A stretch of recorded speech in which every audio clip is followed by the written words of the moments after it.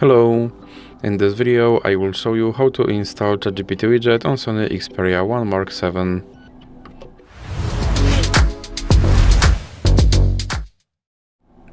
So you have to start by opening your Google Play Store, then click on search bar and type in Wolly AI and click search, and now click install.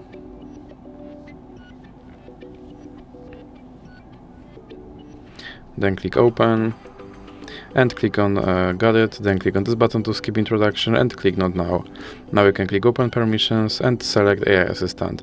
Then click here to allow this app to display over other apps, and you can go back, then go back again and click on start. And as you can see right here, there is my ChatGPT widget, and I can open him and I can tell him to do something.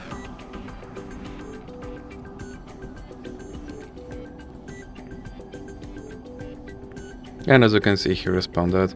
And if you want to remove him from your screen, simply drag him into the X icon in the middle.